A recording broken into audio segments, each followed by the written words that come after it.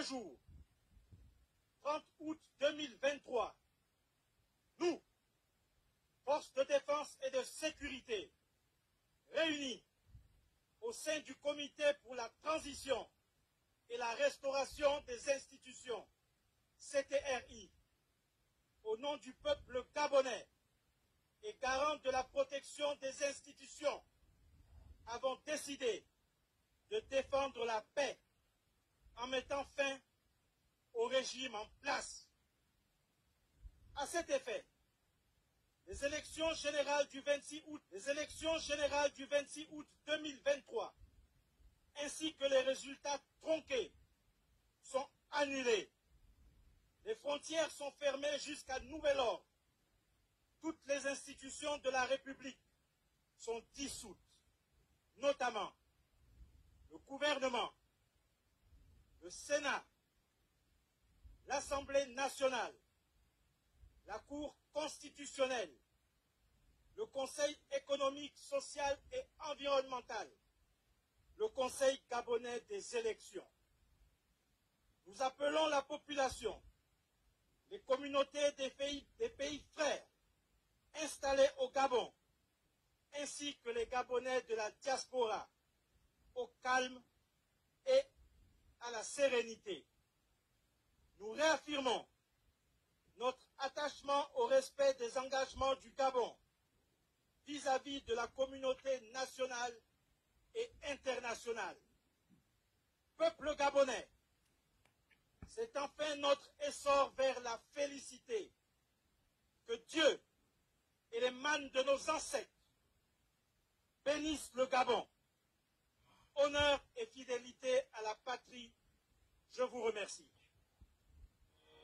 Situation au Gabon qui bouge de minute en minute, presque les militaires qui proclament l'annulation des élections après la réélection d'Ali Bongo. Au pouvoir depuis 2009, il briguait un troisième mandat. Avant lui, c'est son père, Omar Bongo, qui a dirigé le pays durant 42 ans. On va écouter tout de suite un extrait de la prise de parole des militaires cette nuit. C'était sur la télévision nationale. Les élections générales du 26 août 2023, ainsi que les résultats tronqués, sont annulés. Les frontières sont fermées jusqu'à nouvel ordre.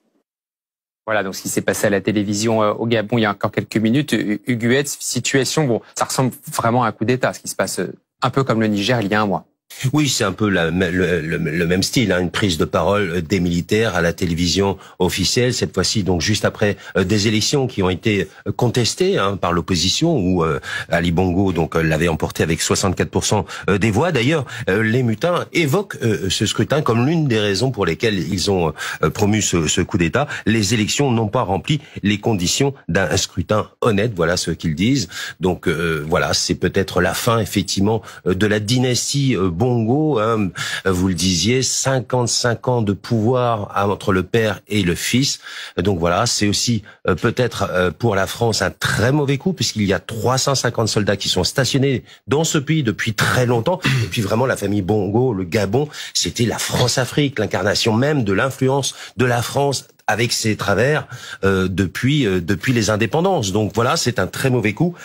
Un cinquième coup d'État probablement, donc après 4 autres pays d'influence francophone, le Niger il y a un mois, le Mali, le Burkina Faso et la Guinée un petit peu plus tôt.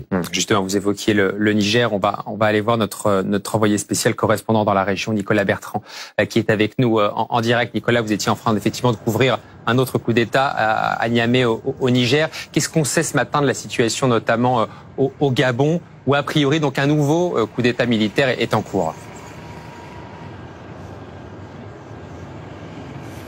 Oui, effectivement, d'un coup d'État, on passe à un autre. La situation est extrêmement confuse ce matin au Gabon, comme vous l'imaginez. Il y a quelques instants encore, des journalistes sur place entendaient automatique. Alors je reviens un peu sur les événements. Il était 5 heures ce matin quand un groupe d'une douzaine de militaires, vous les avez vus, sont apparus à la télévision Gabon 24. Ils annoncent donc l'annulation des élections, la dissolution de toutes les institutions. Nous avons décidé de défendre la paix en mettant fin au régime en place, a déclaré l'un de ces militaires. Ce qu'il faut savoir, c'est que la chaîne de télévision Gabon 24 se situe au cœur même de la présidence, ce qui veut dire que les militaires occupent très probablement le bâtiment. Ce coup d'État s'est déroulé quelques instants après l'annonce officielle des résultats de l'élection présidentielle. Le président du Centre gabonais des élections avait donc annoncé, vous le disiez, la victoire d'Ali Bongo pour un 3e mandat.